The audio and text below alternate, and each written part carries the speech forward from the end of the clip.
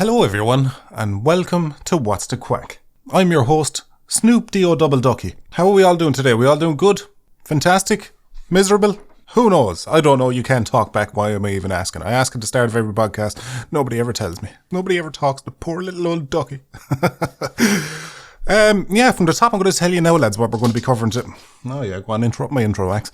From the top I'm just going to tell you what I am going to be talking about in the podcast today, because I have some points I want to be touching on. So you'll know from the offset whether or not it'll be worth your time listening to it or not. So today's podcast I'm going to be talking about dieting, because I know I've mentioned it a few times in the past that I often on and off diet, and I have lost a massive amount of weight in the past from dieting, but I don't think I've ever really gotten into too much specifics about it. And we're just after coming out of a pandemic, so a lot of people have had to invest in some new clothes begrudgingly, because they've just gotten a little bit bigger, so I thought it'd be worth talking about as well. And something else I want to talk about is some tips on how to be a YouTuber, because I'm constantly inundated with people asking me for tips and tricks on the best practices of YouTube and how to go about it, and what to go in and whatnot. So I have a list of about 15, 16 different things on that there that we'll go through what I think are some of the most important points about being a YouTuber. So people stop fucking asking, okay?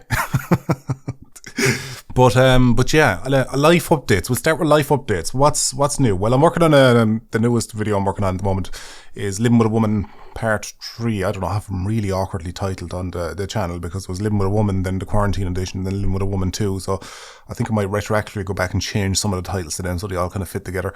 But I'm working on that, and it's been a bit of a bastard, I won't lie. It's draining the fucking life and soul out of me. And not because of the subject matter, it's got there was a lot of backgrounds and a lot of heavy editing, and because it's a longer video then as well, it adds days onto the workload, which when you get towards the end of it, you're just like, oh, fucking come on and fucking finish up already. I also have a sponsorship I have to do with that as well, so that's a little bit of extra editing, but I'm not too bothered about that, because YouTubers get paid very handsomely for sponsors as well, which actually I'll talk about that. Something popped into my mind the other day and it made me laugh. I had somebody who reached out to me about a year or two back, maybe a bit more, I can't remember exactly when, looking to do a sponsorship spot on the channel.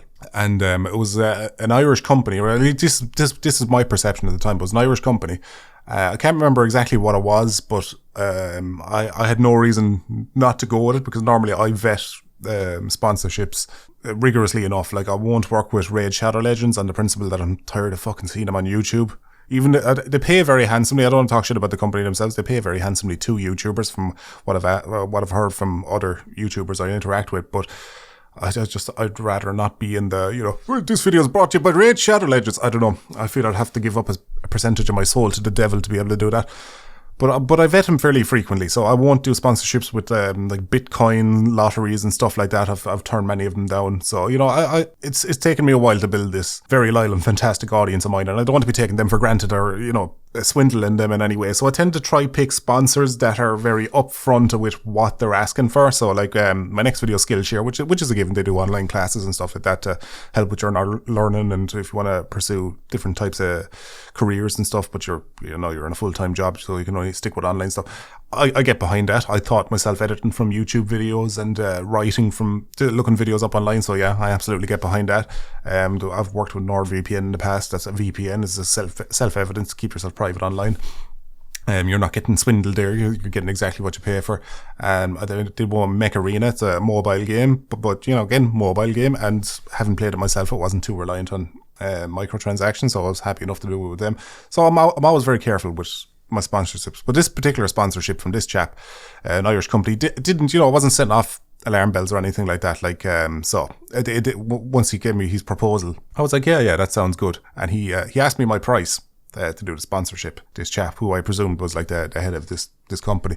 So I shot back with my price, which at the time was about 600 quid for a sponsorship spot at the time, given my channel size and stuff like that, which may sound like a lot for people listening, but you have to remember, they're not paying you to make the sponsorship spot and putting in a video. They're paying you to get access to your audience, something that you've worked very hard to build over the years. That's what the value is. It's not the video itself. So if you look at it kind of from that point of view, then the high amount of money would make a bit more sense. But so yeah, I told him it was 600 quid. And he got back to me in absolute fucking shock. With the frantic reply that he clearly nearly fell off his fucking chair with the price of it.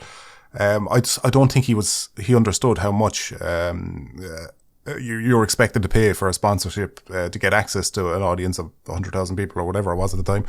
So he was absolutely shocked, and I later found out that it wasn't even a full-blown business or company he was reaching out of on behalf. It was a startup business. So like it was just him and a mate or something had started doing this thing and just had absolutely no idea the money would cost for like that type of advertising. so yeah, that popped into my head the other day, and I could only imagine the shock that when he got the email back from me with the price. It scared the shite out of him. Oh god, I don't know why I find that hilarious, but yeah, no, I think it was just he maybe was a little bit ignorant to the whole thing. Obviously, he was new to a company, so new to the whole company side of things. So yeah, I don't know why that just popped into my head, but it's funny. But yeah, we're going to be touching on that. I've lost all track of fucking thought now. I don't know where I was. Yeah, catching up on things. So I was working on Living with a Woman 3. So that's just taking a bit longer than I'd like, but that'll be out I think on the third next month. You can expect to see that. That's more to do with because it's a sponsorship with Skillshare. They wanted it on a particular day, which is fine. Gives me a bit more breathing room to polish it and whatnot, so that's grand. What else? Ray Liotta died. I don't know if any of you guys heard about that. It kind of flew under the radar with this whole Amber Heard trial and the rest of the misery that's going on in the world. But Ray Liotta, the actor from Goodfellas, and for you less movie buff people, he was the voice of Tommy Vercetti in Grand Theft Auto Vice City. He's passed away, which is sad news. He was fantastic in Goodfellas. I very much enjoyed Goodfellas, and almost everything I've seen him in I've quite enjoyed. So yeah, that's sad. I think it was 67, maybe a bit younger. Seems a bit young for a celebrity to die. I don't know, maybe I have the perception that like when you have lots and lots of money, you can just throw that money at doctors to fix absolutely everything, and you live like really long time and, be grand. And if you're a black celebrity, not only will you live forever, but you'll also look ridiculously young forever as well. I don't know what it is, but black people just have better genetics for when they get old. You see like Samuel L. Jackson, like what age is he now? And he looks like he's no more than his 50s or maybe 60s at a push. And the man is like, hold on, let me do a Google search here real quick, because this will bother me if I don't know it off the top of my head. 73 he is. You wouldn't think it by looking at the man. It's just again, black people just have them good genetics, the good genetics. But yeah, so it's sad to see him gone. Sad to see any kind of actor you've known for things. I had a thought the other day. I was actually talking to the missus, and something popped into my head, and it's kind of it's obvious, but when you think about it out loud, think of a celebrity you know and love today that are maybe between the ages of 30 and 50 or whatnot. My example was Ryan Reynolds and The Rock, and I said to the missus, we're probably going to live to an age where we can see them as old men. Could you imagine what Dwayne The Rock Johnson would look like as an old man? I wonder would he still be kind of keeping up with the workouts, and not going to be controversial, the man's clearly on steroids or something.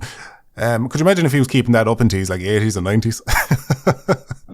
Really a monster of an old man. But just the idea of these like celebrities we know nowadays and people in the public eye, just imagining them as old fuckers is a weird thought. You don't really think of it, but it's going to happen whether you like it or not. What else did I get up to? I googled myself the other day, and that's not as filthy as it sounds. Give myself a right good Googling there in the bathroom when the missus gone to bed, because I was cut short in time. That's the thing, for you ladies listening, you think we're fast in the bedroom. You should see how fucking fast we are when we're just relying on ourselves. We can get the job done fucking quickly.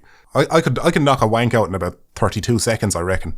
If I was trying for a world record, I could probably come under sub 10 seconds if I had the right prep, So if you can get like 2 good minutes out of a man, 2 solid minutes of absolute pumpage, that's a privilege. Because normally now, even when we're standing in a lonely, dank, dirty old bathroom with just our lad in one hand and the phone in the other, the least sexiest image you can imagine, we can knock one out in about 20 seconds flat, like so. So anything after 20 seconds, that's all respect we're giving ye. That's effort we're putting in. So you'd be a bit more fucking grateful, I think. But I googled myself vigorously the other day. And I don't mind Googling. I don't know, like people in the public eye and stuff like that, they're always apprehensive about saying that they Google themselves. I like to do it for well, the main reason I like to do it is I like to see how I'm being perceived outside of my own stomping ground, you know? Because it's all well and good to have your fans comment on your videos and stuff and tell you how fantastic you are and how much they enjoy your videos and stuff like that. It's all well and good inside your own echo chamber. But you only really get a feel for how people feel about you when you step outside that and look at places that are not your home to see what people are saying then when they think you're not looking, you know? And so now and again I'd Google myself to see what's going on in the world. And I come across things that do surprise me every now and again. I think I had somebody call me a 12-year-old on Reddit because I had a subscribe to PewDiePie Easter egg hidden in one of my videos way back when, but again, that shit just makes me chuckle. I don't mind the criticism, which is something we'll touch on later when I'm talking about YouTube tips, about criticism and whatnot. But yeah, I did some Googling and I came across some interesting things. First of all, I came across a book. It was a children's book called Fowl on the Prowl, and it features a main character called Sergeant Ducky, who's a little duck who's like a police sergeant. And that book was written by Andriana Krislevic. I'm going to say that's what it is. Probably butchered it, but we'll see. I don't know if that's German or something like that. But yeah, she sells books on Amazon, and she doesn't look bad in the eyes either now, if I have to be a misogynistic prick about it, but she's a good-looking gal from the looks of things. But so yeah, I just found that kind of funny. I do hope my channel hasn't taken any traffic away from her. You know, if people are searching for Sergeant Ducky, I hope my search results haven't smothered hers, because that'd be sad to know. Just you got this lady's writing children's books. I wouldn't want to be taking that away from her. I know it's the name of her character and not the name of the book, but still, like, you know, it's... I wouldn't like to take the food out of anybody's mouth, you know, that kind of way. When I first started my YouTube channel, there was another channel called Sergeant Ducky, because I looked this up because I didn't want to be copying the same name as any other big creators that may have already been established that I wasn't aware of. So I checked for Sergeant Ducky, and there was only one other channel called Sergeant Ducky, and it was like one guy who had uploaded a gameplay like 6 months previous, and it wasn't like particularly edited or anything like that. So I was like, okay, this is clearly just somebody who uploaded a random video once upon a time and the channel's fallen off or whatever. Like, you know, it was never like, it didn't look like a serious attempt at the channel, so I didn't feel bad about using that name. Now, granted, I've been using the Sergeant Ducky name on Xbox since I was a teenager, so it wasn't like I was just stealing his name. I had already decided on the name. I was just making sure that I wasn't copying anybody big. But yeah, actually, I checked his channel was about 6 months ago, and he's still uploading. Just every now and again, gameplay videos. From the looks of things. So I hope he's not mad that I've kind of usurped his YouTube name in a way, in a roundabout way. But yeah, so I found that interesting with the book, coming across a children's book. So yeah, if you have a child looking for a book about ducks, I recommend Fowl on a Prowl. It's in no way affiliated with me, but it's just, you know, the character's called Sergeant Ducky, so he's got to be a good chap, you know. What else? I came across a website called tvtropes.org, and apparently I have a whole page on there. I've just stumbled across this with a quick Google search, and this seems to be a website where they take it seems like mostly like TV shows and movies, but they have like YouTube channels in there as well. And my page, I have a page on there that a few people have very generously donated their time to writing out, and they've taken all the kind of comedy tropes and different type of tropes that you may see on TV, and even just tropes in life and philosophy and whatnot, and they've broken down most, if not all, my videos, and like pointed out where there's different type of tropes and like different traits that I have, be they good or bad, and just kind of they've come at it at a very, I don't know how to describe it, but they broke down the whole channel and laid everything out. So there was a lot of very flattering things in there, and stuff that I didn't even think about myself, but haven't seen it written down, because I read the whole article, the whole thing, but just haven't seen all this stuff written out. It's in a weird way, it made me understand myself a little bit better, at least how my videos are. So I love that. So if anybody who's edited for TV tropes, if you contributed to that in any way, thank you very much. I think it's very, very flattering and a very in-depth breakdown of my entire channel. I highly recommend anybody who's listening to this, if you want to see all the tropes, and there's fuck tons. They've come at my channel with a fine-tooth comb, and they left nothing on the cutting room floor. It's all broken down in there, and it's very well presented. So I highly recommend anybody who'd like to see a kind of a deeper look at my channel to check that out. It's tvtropes.org is the website, and just look for Sergeant Ducky. It's under web videos, I think it is, something like that. So I highly recommend that.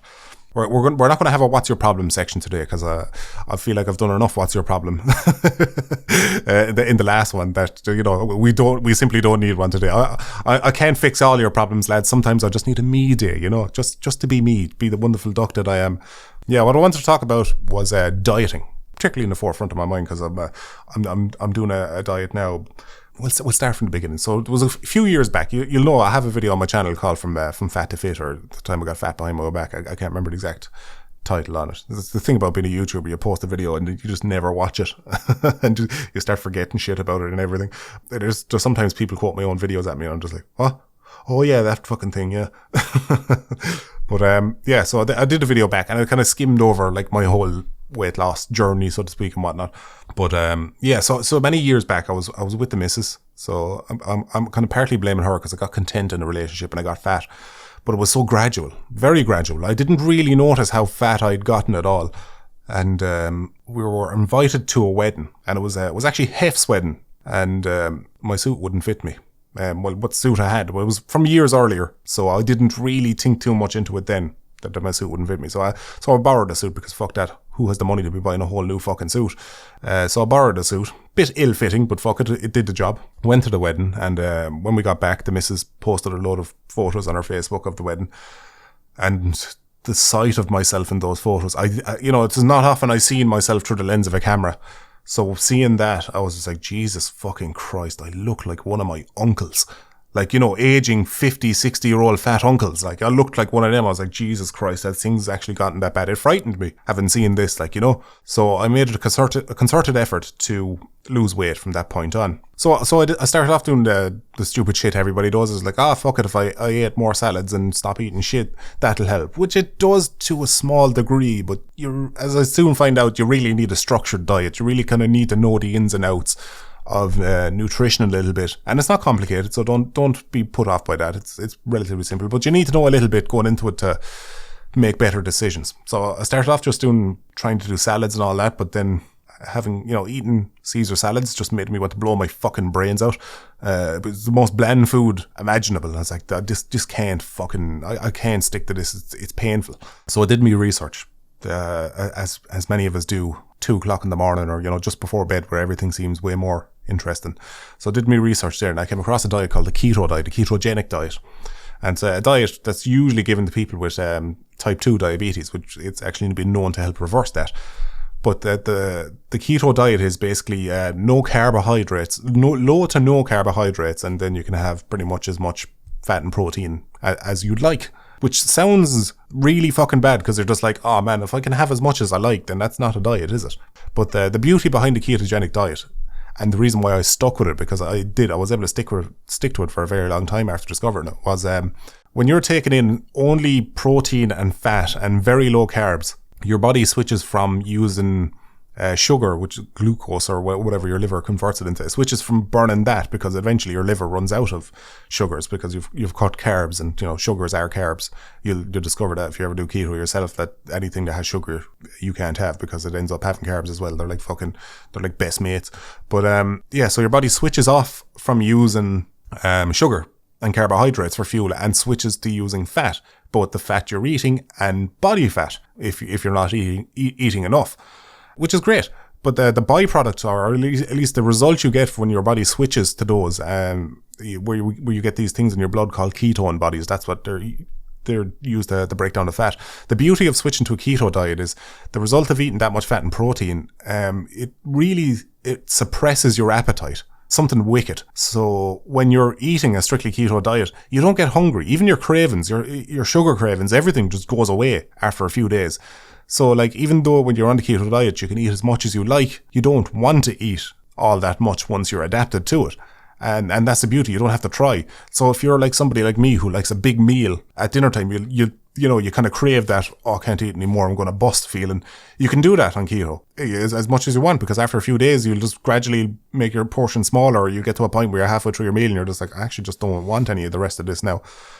So it's beautiful that way. So I did that for a while. I did that for months. I went back and retroactively looked at my like progress photos and all that from way back when.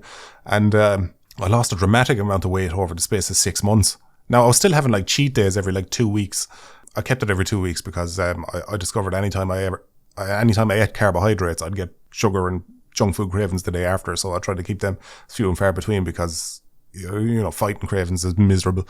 But it was about 6 months and I had lost 50 pounds, if not even a bit more, over 6 months from just doing keto. And, all I was eating was steak and egg. I started off doing the steak and egg diet. I started very strict, just doing the steak and egg diet. And after about 2 months, I just wanted to kick the chair away with how miserable the flavour of eggs and steak was. It didn't matter what kind of fucking hot sauce or anything I put it on.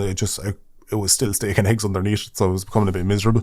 But I stayed keto and I switched over to the other things. So my most prominent easy meal, what I'd do is I'd buy, the kind of deli chicken pieces you can buy, not like chicken slices, but like the pieces you can get in the likes of like Tesco's or Lidl or whatever. They're like chicken breast pieces.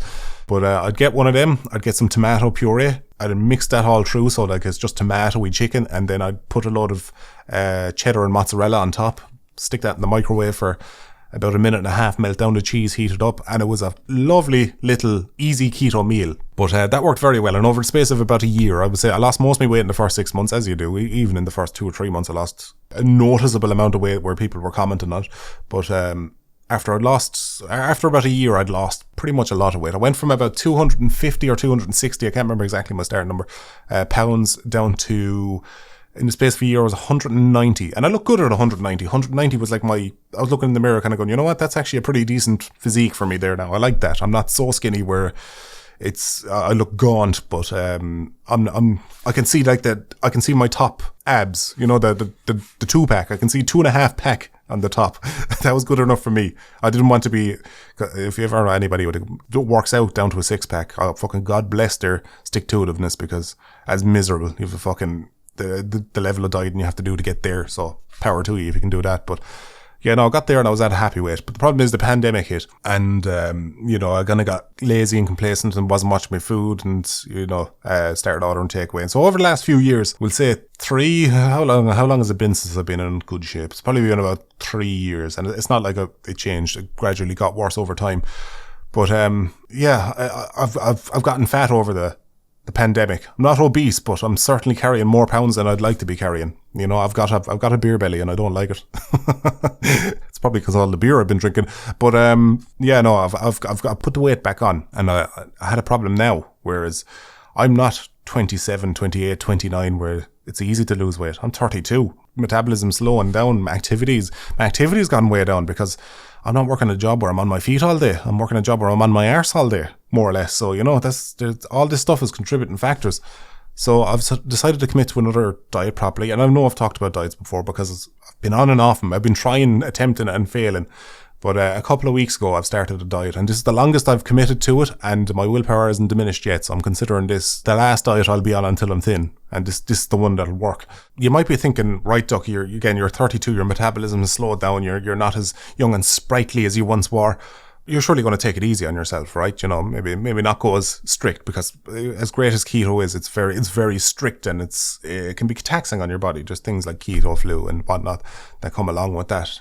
That I'll touch on in a minute. But so you're probably taking it easy on yourself, Ducky, aren't you?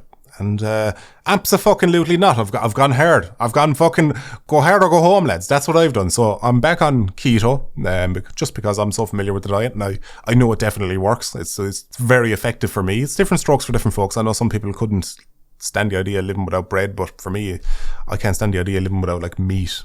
Meat and cheese and stuff like that. And on keto, you can still have all that. So I'm back on the keto. But not only am I on keto, I'm doing OMAD keto. And OMAD stands for 1 meal a day, which, a lot of people that are not familiar with diets and all that think that's crazy or dangerous or whatever. No, it's perfectly all right. Here's the thing, lads. I've plenty of excess energy stored around my fucking hips. I'm not going to starve to death anytime soon. I'm fine. But so I started doing the OMAD keto, and it's one of these things that I think it is hard, but not in the ways people expect it to be hard. It's hard because you just have to wait. That's about as hard as it gets. I find a diet hard when I have to count fucking nutritional things left, right and center, or I can't have this, I can't have that has this in it and that has that vitamin. Counting calories is painful. That shit is off-putting because then you have to keep up with that every day and track it and all that. And it's just, who the fuck is the time for that, really, realistically? With Keto OMAD, you don't have to. Like, first of all, I don't typically have a breakfast anyway, so it's easy to skip breakfast. Doesn't bother me. Lunch, obviously, I get hunger pangs around lunch. But if I power through that, I can have a nice big dinner, and I can have a substantial dinner. I can have to the point where I feel like I'm bursting for dinner, and I'm still losing weight, which is great. And it's very effective. I've been doing it, 2 weeks now? I'm down 7 or 8 pounds, something like that, in the space of 2 weeks. Granted, most of that's water weight, but some of it's not, and some of it is body fat, and that's what you want to see coming down. But yeah, I've been very successful with that. Quite enjoying it. I thought it'd be harder than it was, but I find now that I'm 2 weeks into it, where I would get hunger pangs around lunchtime, where it was when I typically eat my first meal of the day, when I'm not dieting, they're starting to go away. And because I'm adapted to keto, because it's keto, it's suppressing my appetite, so it just makes it a hell of a lot easier. So it is very much crash dieting in a way. Like, it's very restrictive, but it's very simple. Just don't have carbs and you get 1 meal a day. That's all there is to it. So I've been sticking to that and it's working very well. Crash dieting have like a stigma attached to them. I understand if you're doing something in a very unhealthy way, but like my 1 meal a day, I might have like stir fried chicken. So diced chicken breasts, a few bell peppers chopped up, because I'm trying to bulk it out with veg and stuff like that as well, just so it's not, just so I'm still getting vitamins and minerals and shit like that. But I'll just get a 3-pack of bell peppers, chop them up, chicken breast, and mushrooms. Maybe even 2 packets of mushrooms, because I'm a fan. I love mushrooms. So punnet of mushrooms, chop them up into the pan there, fucking sizzle that off, a bit of garlic, bit of coconut oil. I might fry that in, but that's not necessary. Just use vegetable oil, some flour oil. It's all the fucking one. And a ton of salt, because when you're on keto, you start getting muscle cramps. A lot more unless you're taking in enough salt. So that's a good way to combat that. But yeah, ton of salt. And I'll sit down there and I'll gorge on that, and that's me full for the night then. Another great thing about the keto, I know I don't want to shite on about dieting too much, because I know this might not interest a lot of people as well, but willpower is finite. It's a depletable resource. One advantage with keto is by the time your willpower kind of runs out, you're adapted to keto, so your hunger is under control, so you don't have to try and not be hungry, because it's already, dealt naturally. Another thing I like crash dieting is I've no patience. I really don't. I don't want to diet for the next fucking 2 years to see results, or the next 12 months to see results. I want fucking results right now, young man. That's the way I want it. I want to get up every morning and see the weight come down every day. That keeps me motivated. I'd sooner just get the misery over with up front now. Give me the misery now. Do what I have to now so I can do what I want later. That kind of way. So I want to dealt with wham bam, thank you ma'am, job done, get out the fucking door. Another advantage to keto, you can have alcohol. How great is that? You can diet and have alcohol.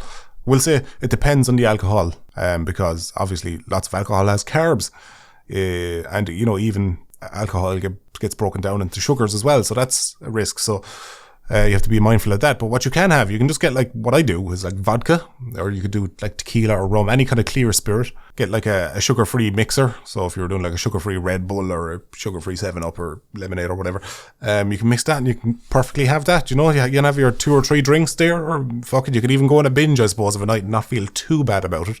You don't have to be fucking miserable. You don't have to avoid events like that. As long as you know how to be smart about it, you can still enjoy that. The only big downside to keto, or at least what I thought going into it, was there's a thing called the keto flu. And it's when your body starts making the transition from burning sugars to the burning fats. You get the thing called the keto flu, which when it does that, you kind of feel run down. It's like flu-like symptoms.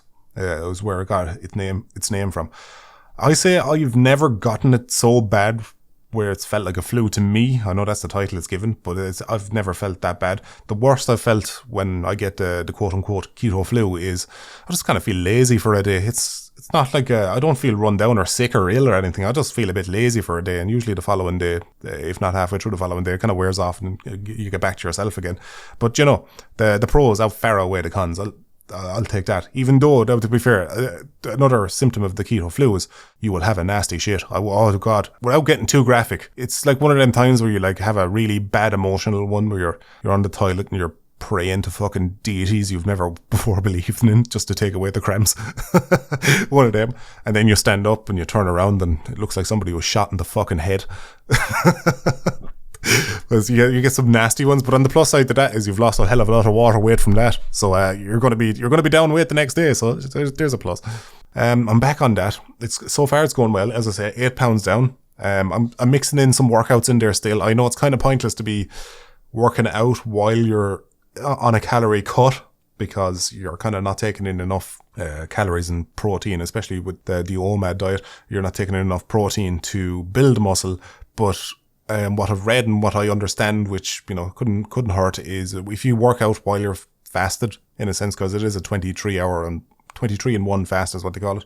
When you work out and you're fasted, it helps prevent your body from breaking down muscle when you start to atrophy, when your body starts burning fat. It stops your body, or helps protect the muscle, so the muscle is not broken down as well, and you're not just losing muscle mass instead of fat. Not that I have a lot of muscle on me anyway, but it's, what muscle I do have, I want to keep that there for when the fat disappears.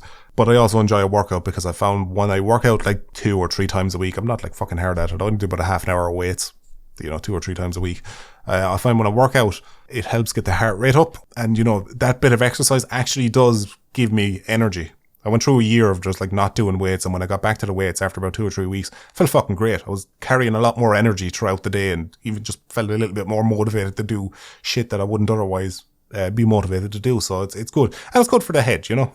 They say exercise is good for the mind. It does help work out some of the kinks, some of the stresses you might have in your life. You can just fucking blow off some steam lifting a very heavy thing.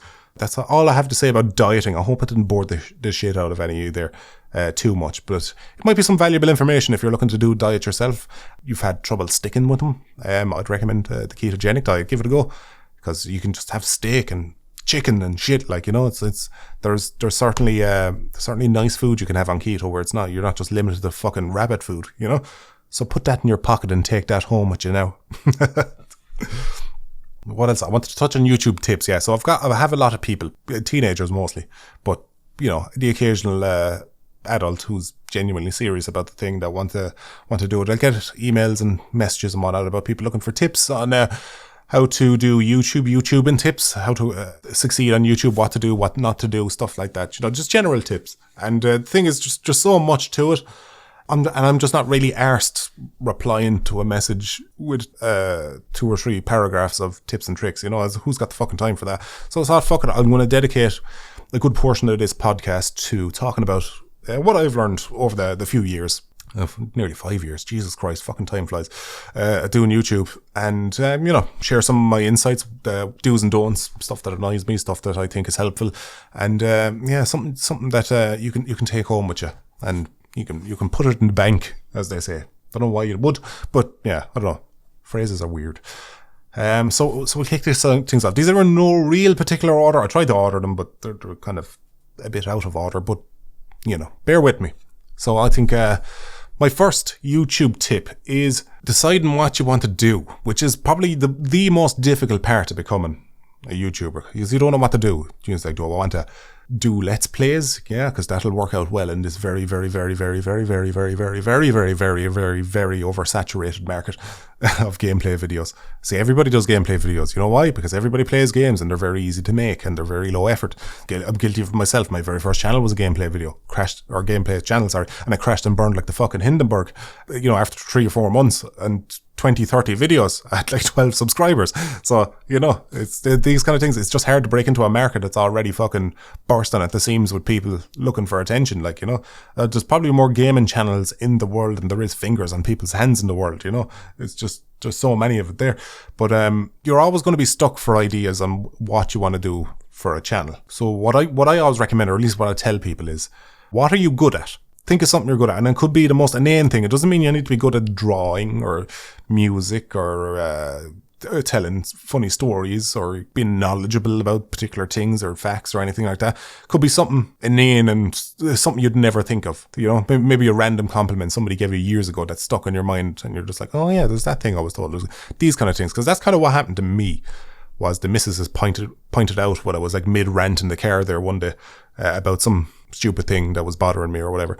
I was mid-rant, and she said to me, she goes, you're very opinionated. Or well, she pointed out that I was very opinionated, but I was always funny about it. My rants were funny, and that kind of stuck with me. And I was like, because I'm a pedantic arsehole, to put it nicely.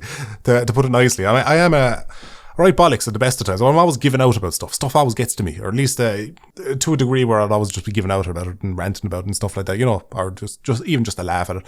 But that stuck in my head, and it was months and months and months later when I was looking to start my second attempt at YouTube, when I was going to make a second gaming channel just so I could start fresh with all the shit I'd learned from my first failed one, as if the second one was going to fucking work. But I pivoted because that stuck with me. That thought were very opinionated and very funny. I was like, could I just make something out of that? And of course, at the time, then I was watching a lot of Zero Punctuation, and Grade A Underwear was big on YouTube at the time as well. And I was just like, that's exactly something I think I might be good at, without being overly vain or anything. I thought I could probably do something that's good like that. And I did, and it worked. But I would just say, find something that you're good at. And if you can't find something you're good at, find something that interests you. What tickles your pickle? Do you like TV shows? Do you like movies? Do you want to review the movies? Do you want to talk about things you like about them, things you don't? Do you like anime? Do you like talking about the news? What's in the daily tabloids? Do you like talking about space? Do you like space facts? Do you like the mysteries of the universe? Anything, whatever really interests you, something that's always kind of tickled the little pickle of your heart there, that's always drawing you in, stuff like that. Because you may not necessarily be good at something now, but you can get good at something, especially if it interests you. So I'd say that's the main thing you want to hit at, is find something you're either good at or interests you. And if you have both, try combine the two. So me, I was reasonably good at editing at the time because I was trying to do get into filmmaking. So I had a lot of editing under my belt. So I was able to kind of just jump into the kind of animation style that I do. I was able to kind of jump into that fairly easily. But that may not be your strength, but you learn these things along the way. And the final thing that goes into that, so not only do you want to find something that you're good at or something that interests you, you also need to be a little bit realistic about it as well. It's a bit more admin. It might take away a little bit of magic for some people, but you need to put that in a package people would want to watch, because you uploading a video of you taking a shit, it's probably not going to go down well with lots of people. So you're like, how do I get these things that I'm good at or I'm very interested in, and how do I put it in a package that would make it very watchable? It's like when we had the explosion of list videos on YouTube. In a sense, a lot of people hated list videos, but they were very good at putting things in a package. They were very consumable. It was easy to binge and all this kind of stuff. So you want to figure out how to put things in a package that people would want to watch. I did it very early on my channel. If you ever noticed my earlier videos, I always have like a music cutaway in between my random points. And it's only later, as I got better at writing and stuff like that, I learned to kind of weave them in together so it flows a lot more naturally, and I don't need like an abrupt title screen jumping at you every time I change topic. So yeah, that's what I'd say. Whatever you're good at or whatever you're interested in, find a way to package that and make it consumable, because you have to realistically make something that you think people might want to watch. Second one is start making videos. Stop thinking about it. Stop talking to other people about it. Actually start making videos. Because the thing is, thinking about becoming a YouTuber isn't becoming a YouTuber. And so many people they don't get past the thought. That's the biggest barrier, I think, for anybody doing anything, not even just YouTube, but just thinking about it and not actually taking steps to start it. Like most of the people who ask me about becoming a YouTuber haven't even attempted it yet. And the biggest step in that is actually start making videos. So many people get bogged down in the idea of thinking about doing something and thinking about it and not actually, picking themselves up by the thong and actually getting to work. So yeah, definitely stop thinking about making videos and start making videos. Even if they're shit, even if they're dog shit videos, you're learning, you're making an attempt, you're making progress. Thinking about things is not progress. Doing stuff is progress. That's what you need to be doing. And I would say early on, don't rely on other people if you can. If you're starting a podcast, try do a solo one. If you're starting a channel, don't rely on other people to edit. Learn how to edit yourself, because if years of like filmmaking and looking into filmmaking and doing film school and stuff like that has taught me that 90% of the projects that you do with people fall apart because you can't rely on other people. People will drop out. Plans will come up, and you find yourself relying on other people too much for your own content, and it's not good. It's why my channel is a solo channel. I remember myself and the boys were doing like filmmaking years and years ago, we were like writing projects and stuff like that. I don't want to throw shade at the boys because we're young and stupid at the time, but we'd spend ages writing, which my head, which I perceived as just thinking about things, and we'd get a script and we'd finish the script and we're just about to film, and then they'd be like, oh no, I think the script needs a rewrite here, or this needs changing here, and it just kept kicking the can down the road, and we were never getting anything done. And I just got fed up with that. I was just like, no, because all we're doing is sitting around talking shit day after day, and we're not getting that done. And this is starting to fucking bother me because we do it every time. And that's kind of when I stopped making films and stuff like that and started kind of looking towards doing YouTube myself. Why I started Ducky, partly there was a little bit of spite in that. It's like, fuck you, if you're not going to actually commit and do stuff, I might as well do it myself. And look, that paid off. And this is just how you have to do things sometimes, and it's just better just to rely on yourself, especially if you're self-motivated. You're certainly you're gonna go a lot further if you only rely on yourself in that regard. I don't want to be too cynical. You can definitely get collaborators and stuff as time goes on, but primarily just have yourself to rely on. That'd be what I'll have to take away from that. Number 3, your channel name does not matter. So many people sit there and they'll be thinking for days, weeks, what's the best channel name and what'll be cool and whatever else. It doesn't matter. Absolutely does not matter one fucking iota.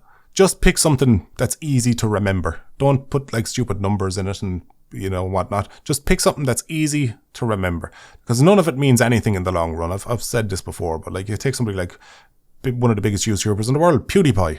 Bit of a fucking stupid name, really, if you were to sit down and think about it for a second. It's a weird name. Sergeant Ducky is a weird name. People just forget that there's a sergeant part in there. I don't even know why it's there. Well, I know why it's there, but like it's irrelevant to the channel. It doesn't add anything. It's just names just become a noise associated with something. They don't mean anything after a while. So your channel name really isn't that important. Just pick something you moderately like, and people will remember, and eventually you'll just become your channel, and that's all it'll be. The name won't even matter anymore. Number 4, people are worried about how much they'll hate their first video. And I will say, when you make your first video, you won't hate it. You'll be pretty fucking proud of it, especially if you put a bit of work into it and, it's come out how you imagined it came out. You're going to be very fucking proud of that. You are. I remember my very first video for the channel. I had it done in a day, and I was very impressed with how good my first video was. In hindsight now, looking back with the knowledge and the experience and the skills I've picked up over the years of being a YouTuber, it's crap. But at the time, and certainly in comparison to a lot of other YouTubers' first videos, I found it good. You'll always love your first video when you have it done. It's only years later you start disliking, or not even disliking, but you kind of get a little bit of a cringe factor from listening to yourself early on because you're not comfortable in front of the microphone, and you've some weird awkward edits and you haven't gotten used to the kind of flow of, or the tempo of how a video should play out and stuff like that. But don't worry about hating your first video. At the time, and for at least a year or so after that, you'll love it, with the effort and all that you put in. It's only when you become better at what you do you retroactively go back and dislike your old videos, or at least get cringed by them. So don't worry about that. Number 5, it is luck based. Becoming big on YouTube, or at least getting a reasonable sized audience on YouTube. It very much is luck based. To be honest, luck has a lot of involvement in it, but it's the way I see it. It's also like a lottery. If you're not in, you can't win. You're not going to get any luck if your channel is dog shit. If nobody wants to look at your video, it doesn't matter how lucky you get, you won't have an audience that'll stick. So you want to give them something to stick around for, If I was a nobody YouTuber and tomorrow morning I put out a video of me clipping my toenails and for some reason it went viral, that's not going to translate to any good channel at all, because the content is shit. Nobody wants to stick around from that. So getting big on YouTube has kind of 2 base components. You need luck and good videos. So that's why I'll always take my time with my videos. That's why my upload schedule is dog shit, is because I'd rather have a library of good videos than a huge fan base watching shit, if that makes sense. I look at my channel and I'm proud in each and every one of my videos. How many YouTubers can realistically say that about every video they've got? It's not. And it's a good feeling to know that I have a library of videos that all have their own merits and things about them that are great, because there's a lot of effort goes into all of them, and I prefer that. Get back to the point I was saying. If you get lucky, make sure that you have a library of videos to be lucky for, something that people will catch on to, because if you get lucky with a Call of Duty gameplay nowadays in 2022, nobody's going to fucking bat an eye at that, and you're not going to get any audience out of that.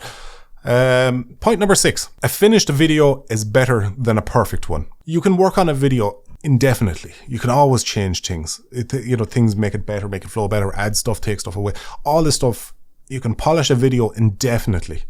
But if it's never done, it's wasted effort. Eventually you got to get the video to a point where you hit the compromise that no, it's not as good as I'd like it to be, but it's more than good enough for the public, That kind of sounds a bit cunty, but you know what I mean. It's more than good enough to. It's still a great video. That's what I mean. Because you can sit there and you can work away on a video for fucking weeks. You could spend 3 weeks making your video 5% better, but you're better off publishing it at the 95% good enough and get starting on the next video, because you'll just get bogged down and you'll never fucking get videos out. So that's what I mean by a finished video is better than a perfect one. It's superior to a perfect one in every way. I think it was a David Fincher, the movie director, because this translates to all sorts of media. But the movie director, David Fincher, said movies are never finished, they're just abandoned. Because, it's very much the same when it comes to stuff like that as well. So just know when to stop working on a video and get it out. And this will become more relevant as you get bigger and you're working with sponsorships and stuff like that, and you have to abide by deadlines and stuff like that as well. But just know when to kind of go, right, that's enough there. What I want to add is not going to add enough to the video to justify the work that's been put in. So yeah, keep that in mind. Number 7, don't just copy somebody else. Try to improve it. Because I'm going to be realistic. Doesn't matter what you want to do on YouTube or even any walks of life ever. You're going to be intentionally or not copying somebody else, or somebody else has had the idea, or your content is going to be a mutated bastard of somebody else's content. This stuff just happens. It's been like that throughout fucking time. So, copying people to a degree or taking inspiration to people or whatever you want to dress it up as, it's going to happen. It's going to happen a lot. And a lot of good creators and channels have come out of that. But the problem is you don't want to copy somebody else's homework word for word or, whatnot. You want to see somebody else. If it's a YouTuber you admire, you see their content and you're like, oh, I'd fucking love to do them kind of videos. That seems like fun. You need to be looking at it with a bit more of a critical eye, and you're like, how would I improve that? And not to say that their content could be improved, but maybe it's just preference. I like their content, but I wish they did things this way. So you can change it up, try to improve it in that kind of way. For example, when I started my channel, I was watching a lot at the time. I was watching a lot of grade A, under A, as I said, and zero punctuation. You see that reflected a lot in my earlier content. But what I was doing was, when I started the channel, or before I started the channel, when I was looking at things critically like that and making my decision, I was looking at grade A, under A, and I was watching a lot of his content, and I was like, okay, a lot of his humor, and I'm not throwing shade or at, and this is just how his channel functions, and it works for him, so I'm not throwing shade or taking anything away for it, at least, or even saying it's a bad thing, but a lot of his humor is from his persona, the over the top exaggerated, what the fuck are you doing? This kind of, it sells the humor a lot more. But I realized if you take away the persona, the video loses a lot of its comedy. I suppose that'd be the best way to put it. Loses a lot of its comedy, at least for me. So, and I was thinking, well, what if you did his type of videos, but wrote them better? Not have him rely so hard on the persona, the exaggerated persona, the over-the-top persona, and actually just have like yourself, but more well-written jokes and videos. So I took that inspiration from that, and then like zero punctuation. I liked his animating style, something I could see. The way he did the screen grab, or not the screen grabs, the images, the kind of slideshow images style video. I was looking at that and I was like, that's something I can do. And it's easy to, kind of make the assets and manipulate them in a software. That's very easy to do. So I kind of used that as a base, but then improved upon it by doing like backgrounds and characters and different effects and stuff like this, to help improve on that. So it's basically, I just looked at grade A, under A, and I thought, I could probably write better than that. And I looked at zero punctuation and I went, I could probably edit better than that. Not to say I'm a better editor than zero punctuation. He works the strict schedules. I'm sure if he actually sat down with no deadline, he'd probably shit all over me editing wise. But, it was just these kind of things you need to be thinking about. So I took them and I took that little bit of knowledge and I combined the two, and that's how Ducky came about. But just look at that, things like that yourself. When you're looking at other channels that you may want to do something similar to them, just ask yourself, how can you improve upon it, or at least make it more something that you'd enjoy and you'd digest. Number 8, thumbnails are important. Something I neglected for many, many years, and I wish I didn't, because it probably definitely slowed down the growth of my channel in the early days, because my thumbnails were just so bad, because I was making them, and I'm not super creative when it comes to the visual art of things. I know having an entire channel based around animation, cartoons and drawings would would sound like a bit hypocritical, but I'm really terrible at designing thumbnails and whatnot. But they're super important, and I noticed a massive uptick in my viewership and subscribers when I started to actually hiring people to draw thumbnails, lovely thumbnails, and it makes the video much more clickable. And I'm so sorry I neglected that for so long, because it certainly helped, and it makes your channel look way more professional then as well when you're just viewing the videos page on the channel as well, when every video is presented very lovely. So I'd say don't ignore that. Get yourself somebody as lovely as Rokata there, who's my thumbnail and character artist, to draw you up a lovely thumbnail, or hire them. You can get people on Fiverr and stuff like that as well if you're not particularly talented yourself, or they can do Photoshop editing and drawings and stuff like that, depending on what you're doing. But yeah, it's going to be the biggest difference to your channel. It's going to make it present a lot better, and it's going to draw more eyes in. Number 9, have good audio. I've said this before in past YouTube related videos, and I'll say it again. Audio is the single most important aspect to your video, obviously next to the subject matter, mind you. But like when it comes to actual hardware, the meat and flesh of it all, audio is much more important than video. And I'll give you an example why. We've all pirated a movie once or twice in our life, or what have you, where you get a pirate copy of the movie, and the audio of this pirated movie is dog shit. It sounds like somebody's recording it inside in a Pringles can.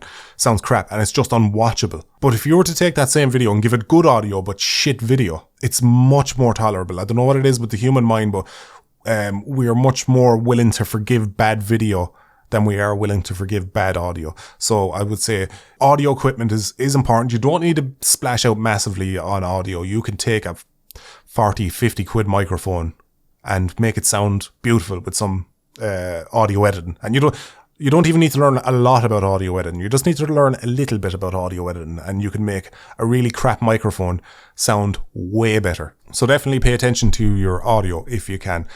Pick up a shitty little 30 to 50 quid microphone.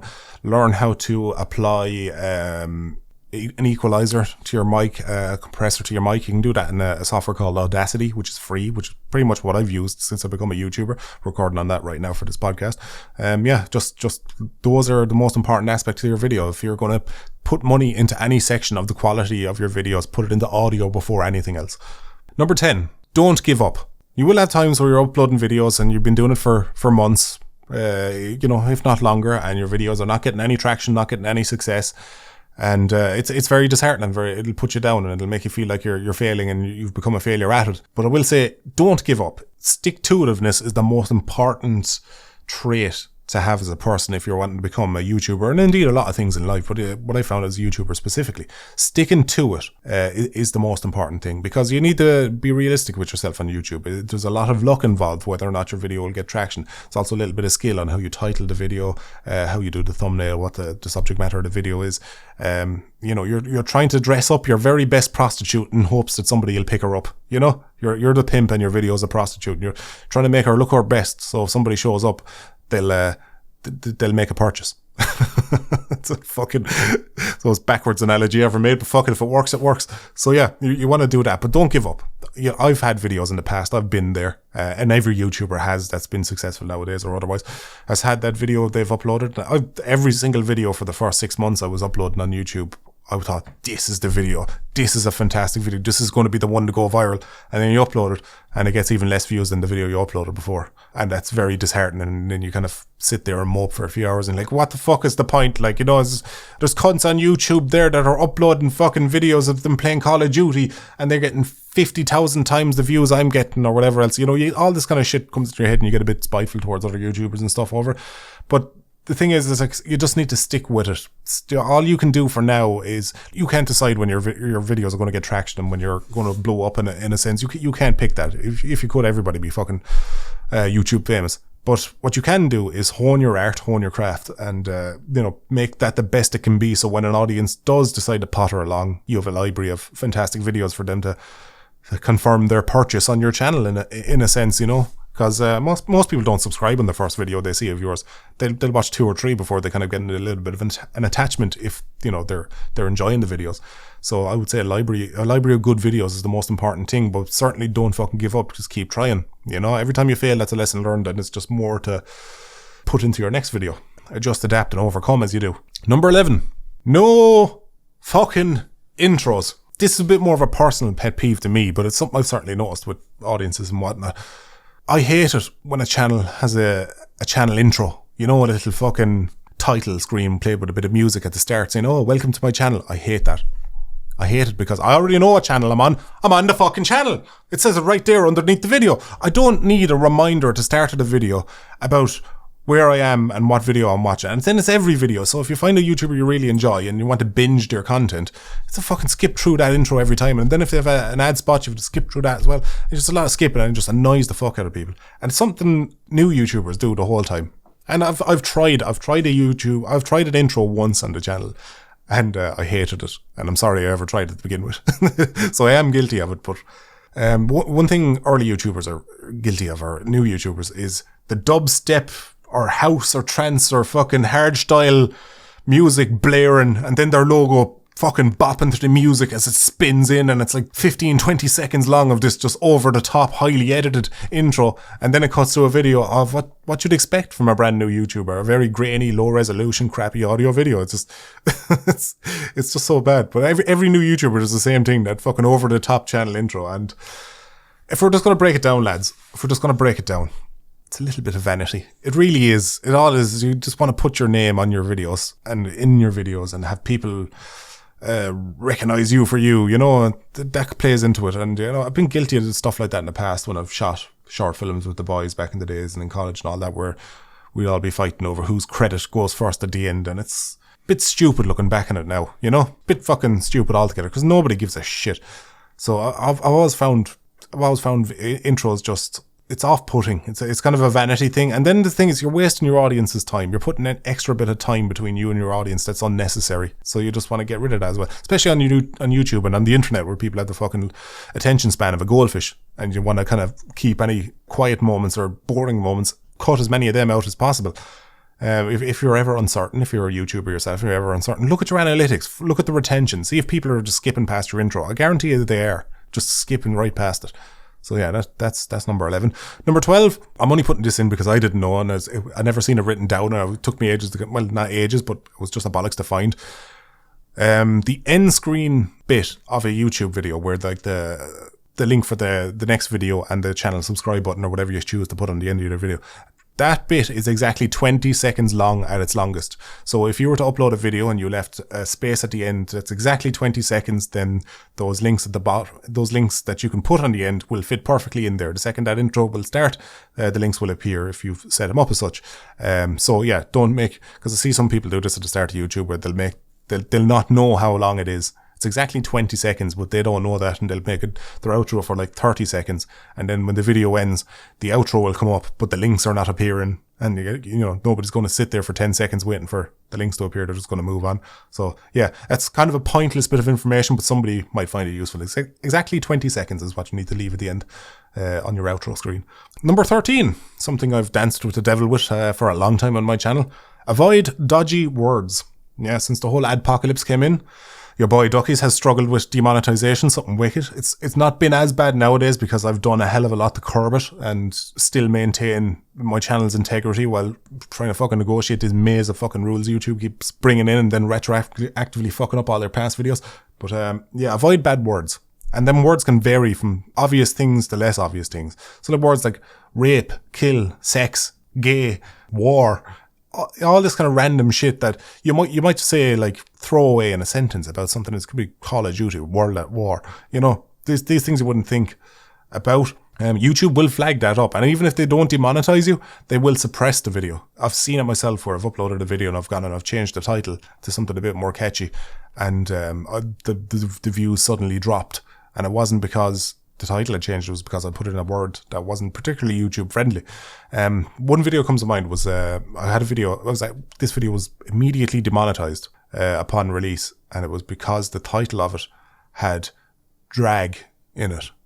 And whether YouTube cares to admit it or not, they very much do suppress anything that's got to do with like the gay or lesbian or the LGBT community or anything like that. Whether they care to admit it or not, they do suppress an awful lot of that. I heard tell that a lot of YouTubers, a lot of YouTube manual reviewers are from like more Middle Eastern countries that are a little less open to that, so they're a bit more prone to suppressing it. But because I had the word drag in the title, as in like a drag queen or something like that, the video immediately got demonetized, and I tried to appeal it, and the appeal was rejected. Bullshit reasons, you know, this kind of thing. So yeah, you just need to be very careful about what words you use in your video, of course, yeah, because they can actually scan the contents of your video with the auto captions. They can scan what you're actually saying in the video, so you need to be careful there. But you also need to be careful about what you put in the title and the thumbnail. I'll give you an example of how I've been skirting the rules lately, or like the most recent example of how I work around the rules, with the exception of, you know, my obviously innuendos and saying man sausage instead of dick in videos and stuff like that. But the most recent one I've done was I did a video about my Micra from back in the day, the fanny wagon. Well, you know, problem is with that video is YouTube's not going to let me say fanny wagon in the title of the video. They're definitely not, you know. But the car has always been called the fanny wagon. I'm not going to pretend like it was any other name other than what I've called it for all these years, the fanny wagon. So I was like, right, there needs to be a way to skirt this. And there was. So what I did was, you'll notice that the actual title of that video on YouTube is The Mighty Micra. I think something along the lines is The Tale of the Mighty Micra. And it's only in the thumbnail it says fanny wagon. And that's the way I've been able to get around it. And in the videos, they're a little less strict about what's actually in the video. So I was able to say fanny in the video without worrying about being demonetized. But they're very strict about the title and the description and stuff like that. They obviously have no way of scanning the thumbnail. So I think that's why I'm getting away with that right now. That and fanny is not that bad of a word. It's what Americans call an arse. So just be mindful of what you say. Number 14, you can get away with about 3 to 5 seconds of copyrighted music in a video. I know it's probably, again, pointless tip you wouldn't ever think about or whatever, but it's worth keeping in mind. Most of my old videos had that 3 to 5 seconds of copyrighted music in the transitions of my points. Some of you OGs of the Ducky channel will know this, but yeah, I never got copyright striked for any of those whatsoever. My whole channel has never been copyright stricken whatsoever, believe it or not. Granted, I've always used my own music for outros and stuff like that, music I've created myself, so it's not so surprising. But with the early videos, I found that if you use less than 5 seconds of a copyrighted song in the video, it's not enough for the YouTube bots to detect the song. You know, it's like, it's not enough time for like YouTube's Shazam to pick up the name of the song or anything like that. So you can kind of get away with that for now. I'd still kind of advise against it, because I've moved away from that myself, because I was starting to get worried that if YouTube improved their bots to the point where they can pick up music between 3 and 5 seconds, then I was going to lose an awful lot of my videos on my channel, you know, because so many of them use the copyright music. So I started to like use older songs that were starting to be in the public domain, and then I just shifted away from using titles altogether. Again, as I said, my writing improved, so I didn't necessarily need them anymore anyway. But if you really, really, really want to use a song for like a meme or a joke or something like that, you get away with about 3 to 5 seconds of it. When you upload the video anyway, these days YouTube will do a check on it before the video even goes public, so you can see if it's actually picked up in the music inside in the video or not. So that's just an easy way to tell. Number 15, which is our second to last one. You will be criticised. You will be insulted. Take it, ignore it, or if you can't handle it, don't do it. This thing really jumped out of my mind lately. It was when YouTube got rid of the dislikes recently in the last few months. The dislikes on YouTube are gone now. YouTube got rid of them. You can still get them with a Chrome extension though. So if you Google that, you can still have it pop back up if you're a user of PC, so you can still do that. But they got rid of them, and the supposed reason they got rid of them, which I don't necessarily believe, but even if you were to take them at face value, was YouTubers were getting dislikes and it was affecting their mental health, because, you know, people were disliking their videos or were being critical and whatnot in the comments. And it really pissed me off, because the way I look at it is, if you want to become a YouTuber, being criticised and getting hate is part of the process. That comes part and parcel to it. It's like getting a girlfriend and complaining that she occasionally takes you clothes shopping. These just things come hand in hand. Take the rough with the smooth. If you don't like being criticised, if you don't like being insulted, this is not the fucking career for you. Do something else. But if you can handle that and you can take that on the chin, perfect. I will say, like, with criticism as well, I've always noticed when somebody criticizes my videos or anything in my videos or my channel or anything like that, it doesn't bother me unless it's something I'm already kind of aware myself, if that makes sense. So, like, especially in the early days when I was still kind of figuring stuff out as I go along, where somebody'd comment and saying, I don't think you should have used that or done the video this way, or you should have mentioned this. Wouldn't bother me in the slightest unless it was something that I thought myself and they're just confirming it for me. And as far as being insulted, I'll just be honest, getting hate in my videos doesn't really bother me much at all. Sometimes they'll say something that's just completely fucking abhorrent and I can't help but reply and call them a twit. But more often than not, I'm just like, this probably just some bitter fucking fella whose life is not going particularly well and just lashing out. Or it's just some dumb fucking kid, you know. That's it. I've noticed with a lot of times somebody's insulted me in the comments and I've replied if I've taken a disliking to it or whatnot, and I've replied and I've called them out on it. They tend to be just very apologetic straight off the bat. I don't know if they're just not expecting me to get back to them sometimes, but, you know. But yeah, no, again, learn to take, like, it's not real. That's kind of the best way to look at it. It's just people replying to you on the internet. It's anonymous, you know. People would never be like that if it was real life, you know. They have that kind of anonymity that's protecting them, so they'll just say random shit, and you know, you would too, and you probably did too in the past when you were a kid. So don't take it serious, don't take it to heart. But if it does really get to you, then do something else.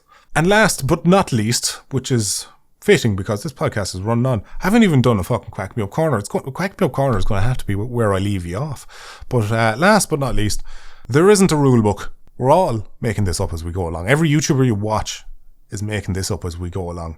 You need to blaze your own trail. Look at your channel like it's your own plot of land, and it's your plot of land to do as you please. So build a house you want to live in. Don't look around and see what that person's doing or what that person's doing or what that person's doing that's working for them. Do what you want to do. As I said, this is your house. Decorate it how you please. What kind of audience would you like? What kind of content would you like?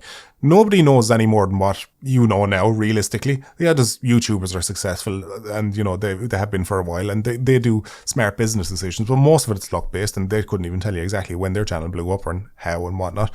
You know, so at the end of the day, it's your channel. It's a very personal thing. Do what you want to do. There is an audience for absolutely everything. Love it or hate it. There is more bizarre channels out there on YouTube that have 10 or 20 times the subscribers I have. So there is absolutely an audience for absolutely everyone. You just gotta put the content out there and people will find you eventually if you're doing it good enough. You don't need to follow other people's examples. Do what you want to do. And that's all I have to say about that. So they're all my YouTube tips. So people can stop asking. I'm just referring to this. And I hope you'll find them helpful in your endeavours going forward. I wish you all the luck with your own channels if you so choose to do them. And, you know, power to you and all who cross your path. Now, methinks it's time to head on over to Quack Me Up Corner. Quack, quack, quack, quack, quack me up. Quack, quack, quack, quack, quack me up. Get your ducks in order. It's time for Quack Me Up Corner. A Catholic girl goes into a confession box and says to the priest, "I'm pregnant." He asks, "How did this happen, my child?" She says, "I think it must be the second coming." And the priest, shocked by her reply, asks, "What makes you think it's the second coming?"